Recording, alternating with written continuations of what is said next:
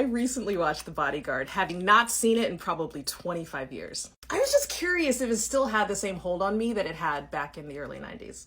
Spoiler alert, it did, but a couple things stood out.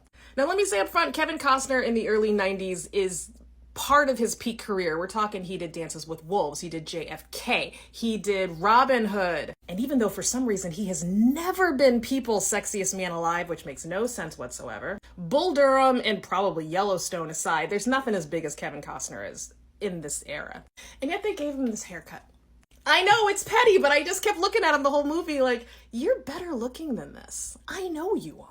I wanted more. I wanted more from his hair in this movie. Especially after Robin Hood, I wanted more from his hair in this movie. I was also curious if he would come off very emotionally distant. Because I'm also looking at this relationship now with adult eyes, so I'm kind of looking at their dynamics and seeing, would this even have been a good idea at the time?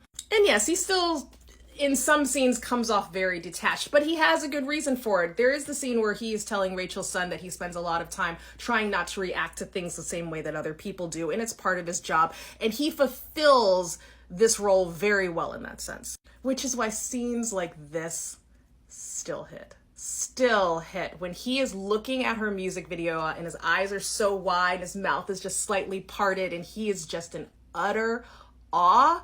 They haven't done anything that can top this yet, which of course leads us to Whitney. She's a goddess in this movie.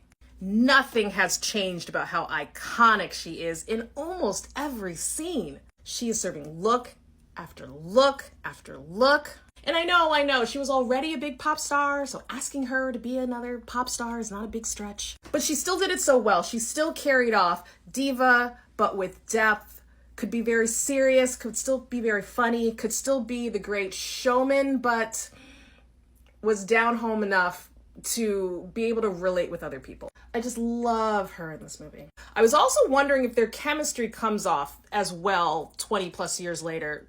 Oh, it's the early 90s, so 30 plus years later. Does their chemistry still work?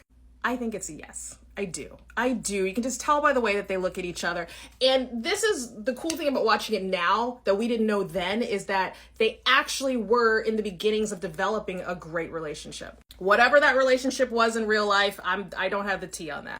But the man spoke at her funeral, so yeah, they hit it off. And it shows. It shows in so many scenes. Even when he is being his completely reserved and pulled back self, she is still drawing him out in so many great and wonderful ways.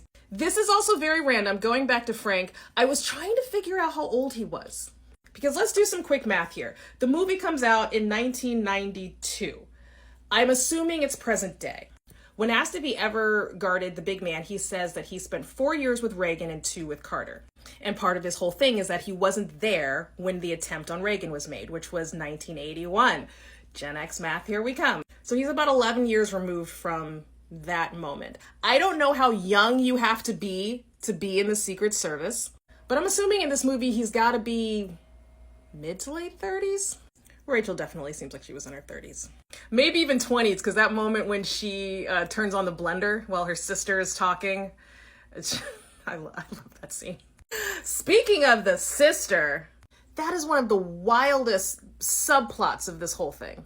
But it was kind of strange because one of Farmer's big deals is that Rachel was not aware of the severity of her situation. I can't protect her if she doesn't know what's going on.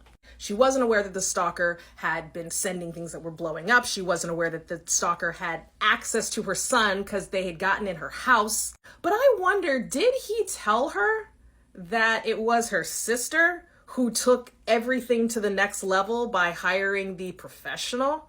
Because Rachel's mourning her sister in just a couple of brief scenes, and I'm just saying, if I had gotten that information, I just don't think she knew, which, anyway, would have been a different movie.